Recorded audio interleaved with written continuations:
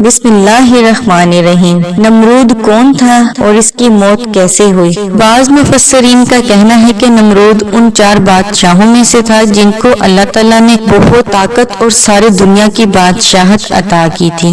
2 ان میں سے مومن اور 2 کافر تھے۔ مومن حضرت ذوالقرنین علیہ السلام اور حضرت سلیمان علیہ السلام، اور کافر نمرود اور بخت نصر تھا۔ نمرود کی بادشاہت 400 سال تک رہی۔ یہ بہت ظالم اور متکبر بادشاہ تھا اور دنیاوی زندگی پر لٹو تھا۔ جب حضرت ابراہیم علیہ السلام نے اس کو اللہ تعالیٰ کو ایک ماننے اور اللہ کے حضور سجدہ کرنے کی دعوت دی تو اس نے جہالت اور گمراہی کی لمبی امیدوں کی وجہ سے اللہ تعالیٰ کو ایک ماننے سے انکار کر دیا اور خود خدا ہونے کا دعویٰ کرنے لگا۔ جب حضرت ابراہیم علیہ السلام نے نمرود سے کہا کہ میرا رب وہ ہے جو جلاتا بھی ہے اور مارتا بھی ہے، تو اس پر نمرود نے کہا کہ میں بھی جلاتا ہوں اور مارتا بھی ہوں۔ محمد بن اسحاق رحمۃ اللہ علیہ فرماتے ہیں کہ نمرود کے پاس تو ایسے شخص لائے گئے جن کو سزائے موت کا حکم دیا جا چکا تھا۔ اس پر نمرود نے ایک کو قتل کروا دیا اور دوسرے کو رہا کر دیا اور کہا کہ دیکھو میں مار بھی سکتا ہوں اور زندہ بھی کر سکتا ہوں۔ نمرود کے ایسا کرنے پر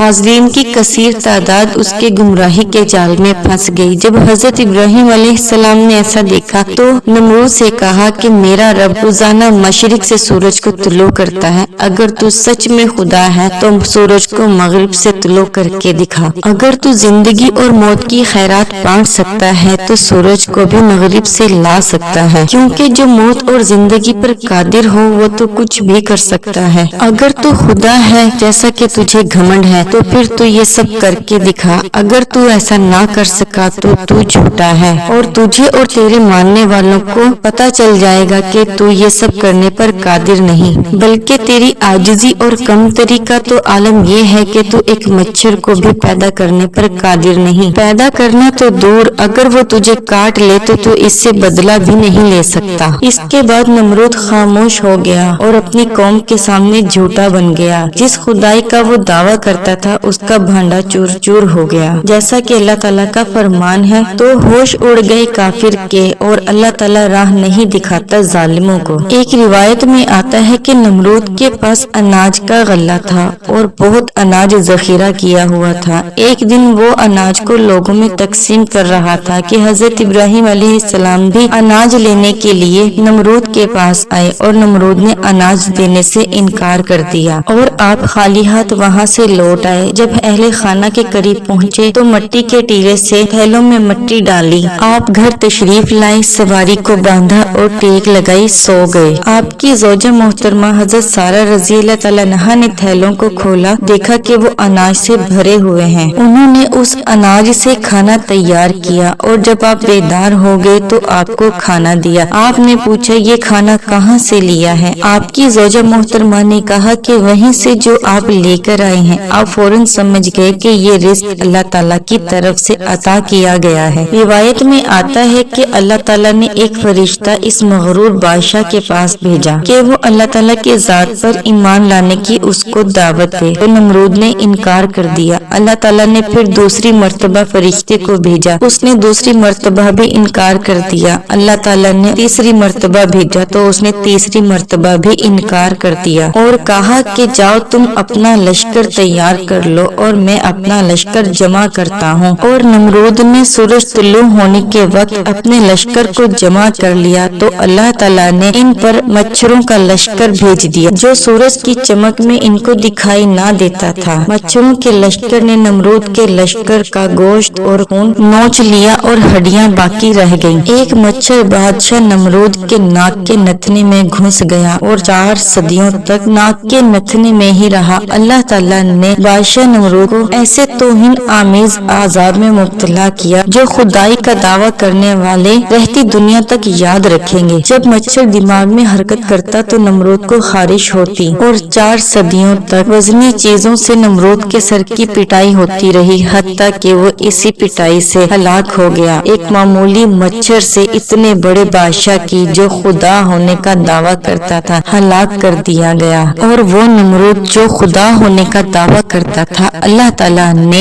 اس کو رہتی دنیا تک عبرت کا نشان بنا دیا۔ بے شک اللہ واحد لا شریک ہے، اس کے سوا کوئی معبود نہیں، وہ زندگی اور موت کا مالک ہے، وہی قیامت کے دن کا مالک ہے۔